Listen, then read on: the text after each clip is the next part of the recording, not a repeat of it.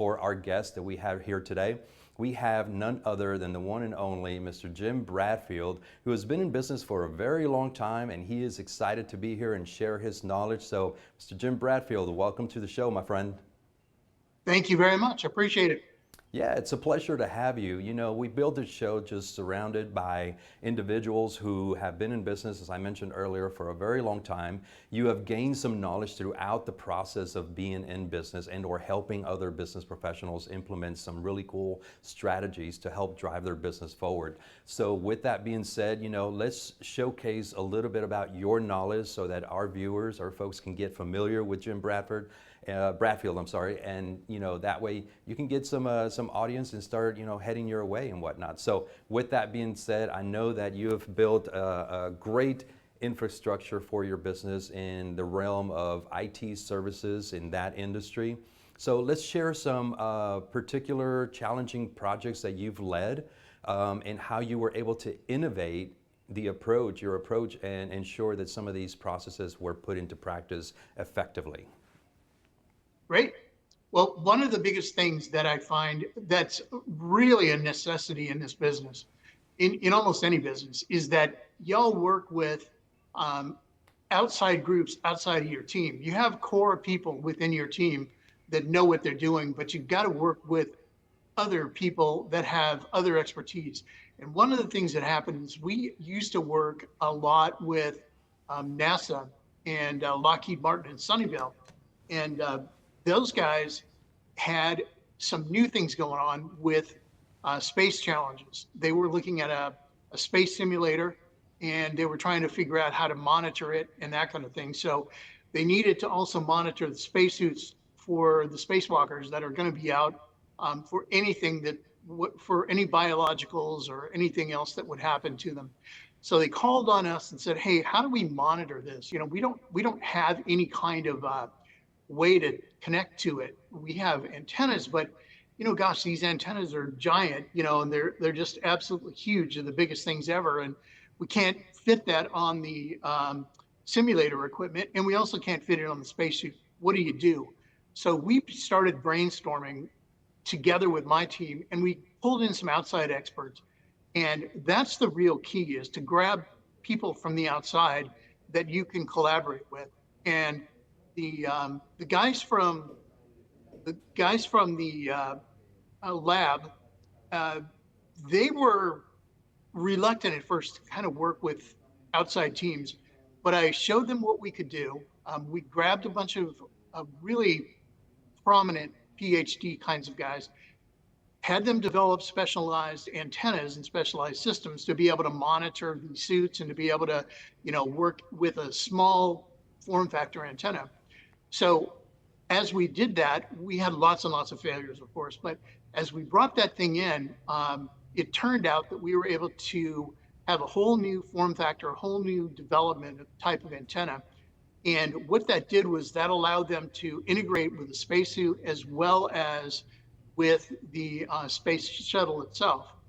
So when those guys got done with their activity, they told us that they had a little bit of a problem with the space shuttle itself. It was having a problem with the landing. It used to be that the landing, if the space shuttle would come in, it would land, you had to drop it once it got over the landing strip. And that was really painful on the guys who were, flying it, as well as it dropped off a lot of the tiles and broke a lot of landing gear. So they had us go out to work with their other NASA team out in the out at Edwards Air Force Base. And they said, "All right, well, here are the problems. We need to monitor this thing. If you can imagine the space shuttle up 30 miles away and it's entering the area to start its landing procedure." And they said, "Well, what we need to do is monitor that thing, and we need to be able to control it." So what they said was, "All right, develop that kind of a new antenna system and a new wireless base station for us." So we had lots and lots and lots of trials, but we finally brought together a bunch of RF engineers, a bunch of people that were really knowledgeable. And we said, "Okay, here we are, this is going to work." So actually, they were finally able to communicate about 10 miles away from the craft before it landed.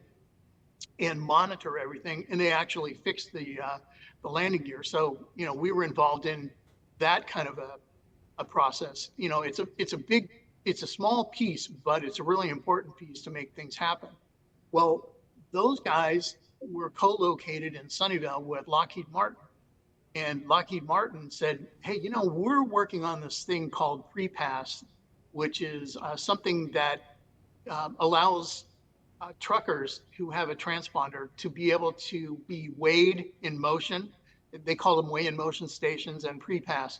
And what you could actually do is not only weigh it, but you could communicate with the transponder and tell the trucker when he had to go off, when he had to be off, he was done with his 10-hour shift, and also measure and things like that. Well, so they had a system that they had already put out there, and it was in about 35 places. But the problem was that they had telephone lines, and any time those telephone lines went down or they had any kind of problem, they had to send a NASA or a Lockheed Martin aerospace engineer out there to go fix that thing. And it turned out that they just weren't getting any kind of service from the phone companies, and it was very costly. You can imagine a couple $1,000 to send somebody to fix a phone line, right? So they asked us, because of our work with the NASA team itself, the Lockheed Martin guys said, well, why don't you come over and show us what you would recommend that you do for this network? Well, we worked with them. We worked with the RF engineers. We worked with Cisco. We worked with several different people. And we were able to do some proof of concepts, and then design some networking. Actually put together something that had never really been done before on a mesh type of a network. That means that all the different antennas work together for 4 different places. Well, the long and the short of it was that it worked so well, and we put it in all 50 states. Well, that was the result. It worked so well that they were able to eliminate all of that nonsense about sending people out for problems and services and things just to fix something that, now we had a backup system and we had Right. everything ready to go. Uh, it allowed them to go to all 50 states to do just about anything they needed to do. So I think that was probably one of the biggest things. And the whole takeaway for that is not that we're just so brilliant. We are, but it's not that just we're so smart or so good. It's that we're willing to work with other people outside of our team who know what's going on and actually have the capability to work with us to design something, to work with the customer to design something. And that becomes the entire operation. It actually turns out to be the be all and end all kind of thing. So Yeah. that's how you result in an excellent project. Absolutely. So I appreciate you elaborating on the details of, you guys are an expert, just in the realm of your business, because not everybody gets to work with Lockheed Martin or NASA. And so that just, brings great credibility to you. But we've got a couple of minutes left.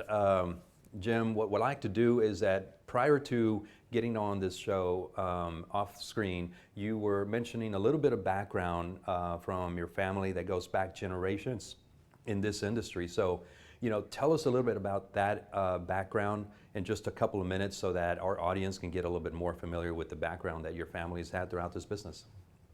Sure, absolutely. Well, in 1897, my great-great-grandfather, great-great-grandfather worked with Marconi over in England, and he was their right-hand man. And then he developed the radio systems that Marconi used, and eventually went on to the ships. It went on to the Titanic. A lot of good it did them, but they were at least able to tell people what happened to them. And from there, the family has worked on radio systems, radar systems, RF systems, just about any kind of thing. And I took it to do applications for any kind of thing that you can imagine. That would be, like feedlot cattle tagging for RFID, healthcare, tagging for RFID, just about any application that you can ever imagine. Um, we have been able to continue to develop, and that's what I've been looking at. You know, Okay. it's we're including now everything that's going on with AI, but we're looking at the application to actually figure out how we can improve that over the wireless network. So Okay. there's a lot to that. Absolutely, and I imagine that there is even a lot more history that goes there. So we've come to the end of this segment, Jim. I know that we're going to have you on additional shows, but we want to showcase also your contact information so that our viewers, our audience can get a hold of you. So just tell us real quick, how can we get a hold of you? Well, you can call me directly, 925-382-0410, which is um, it's perfect, you know, and you can get me by the LinkedIn that's showing up there on the screen there, Okay. Jim Bradfield. And you can also email me at jbjr at naswireless.com. That's naswireless.com. And believe it or not, I take everything personally, and I will go through your emails and anything that you guys have a question with, or anything that you want to review or have us talk about. Hey, we're happy to do that. Awesome. Thank you so much, Jim. We certainly do appreciate you coming by and being on the show and